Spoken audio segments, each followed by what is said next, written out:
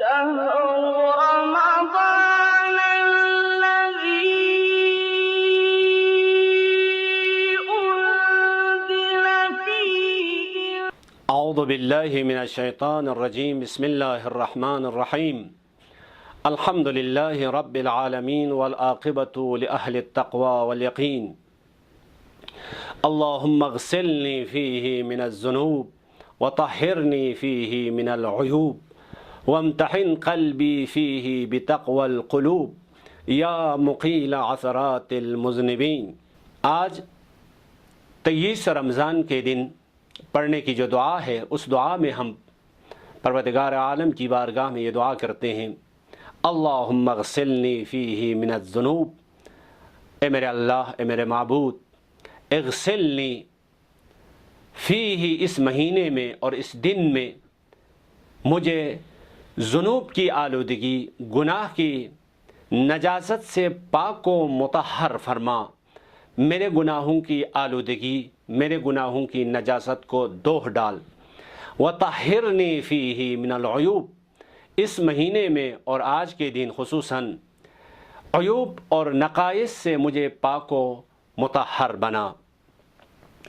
ناظرین محترم، اس دعا کے پہلے جملے میں گناہ اور ذنوب اور معصیت کی گندگی اور اس کی آلودگی اور اس کی نجاست سے ہماری روح اور ہمارے نفس کو دھونے کی ہم دعا کرتے ہیں.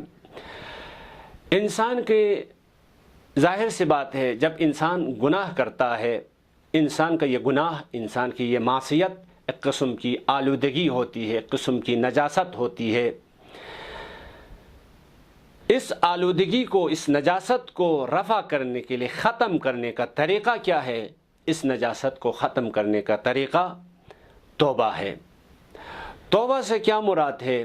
توبہ عربی زبان میں واپس آنے کو کہتے ہیں. جہاں سے ہم نکل جاتے ہیں اسی کی طرف واپس آنے کو توبہ کہتے ہیں. مثلا یہاں توبہ سے مراد اصل میں اس انسان کی خلقت کے غایت کو، اس مقصد حیات کو مد نظر رکھتے ہوئے اگر ہم نگاہ کریں تو انسان ہمیشہ شاہراہ بندگی پر استوار رہنا چاہیے تھا. ہمیشہ شاہراہ بندگی اور پروردگار عالم کی اطاعت کے اس مسیر میں قدم اٹھانے کی ضرورت ہے، زندگی بسر کرنے کی ضرورت ہے، زندگی گزارنے کی ضرورت ہے. لیکن کبھی کبھار غفلتوں کی وجہ سے، جہالت کی وجہ سے، نادانی کی وجہ سے، خواہشات نفس کے پیروی کرنے کی وجہ سے، شیاطین و جن و انس کی ماننے کی وجہ سے اس شاہراہ سے یہ انسان پھسل جاتا ہے، بھٹک جاتا ہے، نکل جاتا ہے. تو جو ہی یہ انسان متوجہ ہو جاتا ہے، آگاہ ہو جاتا ہے، اس کو بتایا جاتا ہے تو اپنی اصلی مسیر سے اور اپنے اصلی راستے سے، شاہراہ بندگی سے تو نکل چکا ہے، بھٹک گیا ہے، گمراہ ہو گیا ہے. تو جو ہی متوجہ ہونے کے ساتھ، آگاہ ہونے کے ساتھ عقل یہ حکم کرتی ہے فوراً اس کو شاہراہ بندگی، اپنی اصلی مسیر کی طرف واپس آنا ضروری ہے. جب یہ واپس آتا ہے تو اسی کو توبہ کہتے ہیں. اس کے واپس آنے کو توبہ کہتے ہیں. جب یہ واپس آتا ہے تو خدا اس کے واپسی کو قبول کرتا ہے، اس کے گزشتہ گناہوں کو معاف کر دیتا ہے، گزشتہ معصیتوں کو قلم عفو کے ذریعے سے مٹا دیتا ہے. تو اس کو خدا بھی تائب کہتے ہیں. اسی لیے قرآن میں ارشاد ہوا ہے، انہ هو التواب الرحیم. خدا ہی ہے جو بہت زیادہ توبہ کرنے والوں کی توبہ قبول کرنے والا بھی ہے. کیوں توبہ قبول کرتا ہے؟ کیونکہ رحیم ہے، انسان کے بارے میں مہربان ہے، انسان سے محبت کرتا ہے. بس محبت کا تقاضا، مہربانی کا تقاضا، رحمت کا تقاضا یہ ہے کہ ہماری توبہ کو قبول کرے. یہ پہلا نقطہ تھا. دوسرا نقطہ اس دعا میں، وطہرنی فیہ من العیوب، مجھے اس مہینے میں اور آج کے دن میں تمام عیوب اور نقائص سے پاک و مطہر بنا. عیوب عیب کی جمع ہے. عیب نقص کو کہتے ہیں، کمی کو کہتے ہیں.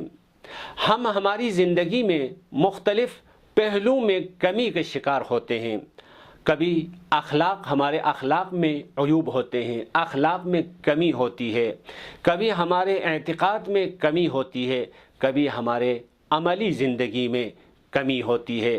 ان کمیوں کو ہم عیب کہتے ہیں، کمیوں کو جمع کرتے ہیں تو عیوب کہتے ہیں عربی میں۔ کبھی اخلاقی کمزوری ہوتی ہے، اخلاقی نقص ہوتا ہے، ہمارے اخلاق میں عیب ہوتا ہے، ہمارے اخلاق میں نقص ہوتا ہے۔ کبھی ہم ریا کرتے ہیں، کبھی ہم حسد کرتے ہیں، کبھی ہم تکبر کرتے ہیں، کبھی ہم غیبت کرتے ہیں، مختلف قسم کے اخلاقی بیماریوں میں ہم مبتلا ہوتے ہیں، اخلاقی نقائص ہمارے اندر ہوتے ہیں، تو ان نقائص کو پاک و مطہر کرنے کی ضرورت ہے۔ اسی طرح کبھی عقیدے کے اعتبار سے ہمارے عقیدے میں کوئی کمی رہ جاتی ہے، کوئی عیب ہوتا ہے، کوئی نقص ہوتا ہے، تو ان نقص اور ان عیوب کو ختم کرنے کی ضرورت ہے۔ کبھی ہمارے عملی زندگی میں نقص ہوتا ہے، عیب ہوتا ہے، ہمیں سب کچھ معلوم ہوتا ہے، نماز واجب ہے، لیکن کبھی کبھار عملی اعتبار پہ ہم سستی کرتے ہیں۔ ہمیں معلوم ہوتا ہے روزہ رکھنا واجب ہے، لیکن عملی اعتبار سے ہمارے اندر یہ عیب ہوتا ہے، یہ نقص ہوتا ہے، روزے کے ہم اہمیت نہیں دیتے ہیں۔ حج واجب ہے، زکوٰۃ واجب ہے، خمس واجب ہے، تمام واجبات کے بارے میں ہم جانتے ہیں، تمام محرمات اور حرام چیزوں کے بارے میں بھی ہم جانتے ہیں، لیکن کبھی کبھار کمزوری کی وجہ سے، تقصیر کی وجہ سے، عیب کی وجہ سے، نقص کی وجہ سے ہم ان کا مرتکب ہو جاتے ہیں۔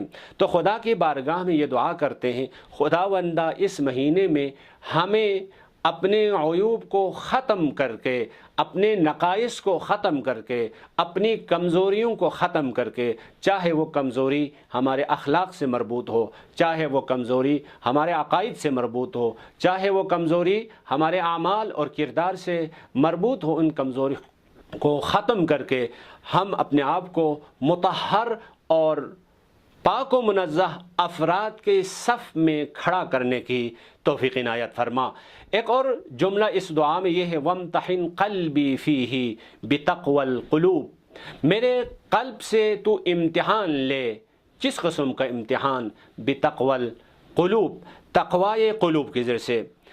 امتحان جب پروردگار عالم انسان سے امتحان لیتا ہے، کیونکہ خدا کی سنت ہے، یہ خدا کا قانون ہے، ہر انسان سے کسی نہ کسی طریقے سے امتحان لیتا ہے تاکہ اس انسان کو اپنی استعداد اور اپنی صلاحیت کا خود انسان کو معلوم ہو جائے اور دوسرے انسانوں کو معلوم ہو جائے یہ کس قسم کی استعداد کا مالک ہے، کس قسم کے صلاحیت کا مالک ہے۔ لیکن امتحان جب لیتا ہے تو حدیث میں ہے، عند الامتحان یکرم الرجل او یہان، جب امتحان لیا جاتا ہے تو انسان کبھی مکرم ہو جاتا ہے یا کبھی وہ مہان ہو جاتا ہے، مکرم ہو جاتا ہے، کبھی وہ باعزت بری ہو جاتا ہے، امتحان سے کامیاب ہو جاتا ہے، امتحان میں پاس ہو جاتا ہے، لہٰذا اس کا اکرام ہوتا ہے، اس کا احترام ہوتا ہے، اس کی عزت ہوتی ہے۔ کبھی اس امتحان میں رہ جاتا ہے، امتحان میں کامیاب نہیں ہوتا ہے، لہٰذا یوہان، اس کی توہین ہو جاتی ہے، اس کی آبروریزی ہو جاتی ہے، اس کی رسوائی ہو جاتی ہے، اس کی عزت ختم ہو جاتی ہے۔ تو یہی معاملہ خدا جب ہم سے امتحان لیتا ہے، یہاں پہ بھی وہی معاملہ ہوتا ہے۔ امتحان لیتا ہے تو امتحان میں کبھی ہم کامیاب ہو جاتے ہیں، کبھی ہم پاس ہو جاتے ہیں، تو خدا کے ہاں عند اللہ ہم مکرم ہو جاتے ہیں، ہم معزز ہو جاتے ہیں، ہماری عزت ہو جاتی ہے۔ لیکن کبھی کبھار ہم اس امتحان میں پاس نہیں ہوتے ہیں، امتحان میں رہ جاتے ہیں، امتحان کی تیاری نہ کرنے کی وجہ سے، صحیح طرح سے جواب نہ دینے کی وجہ سے جب ہم رہ جاتے ہیں تو یوہان عند اللہ ہماری کوئی عزت نہیں رہتی ہے، کوئی اکرام نہیں ہوتا ہے، ہماری توہین ہو جاتی ہے، خدا کے ہاں پھر عظمت باقی نہیں رہتی ہے۔ اب آخری دعا میں جملے میں یہ ہے، یا مقیل عثرات المذنبین، مذنبین گناہوں کی لغزشوں کو معاف کرنے والا، ان سے چشم پوشی کرنے والا خدا، ہماری یہ 3 دعائیں قبول فرما۔ خدا کی بارگاہ میں دعا کرتا ہوں، خداوندہ اس مہینے میں آپ ہماری لغزشوں کو قلم عفو کے ذریعے سے ان کو مٹا دیں اور ہم سب کو مطہرین کے صف میں کھڑا ہونے کی توفیق عنایت فرما۔ والسلام علیکم ورحمۃ اللہ وبرکاتہ۔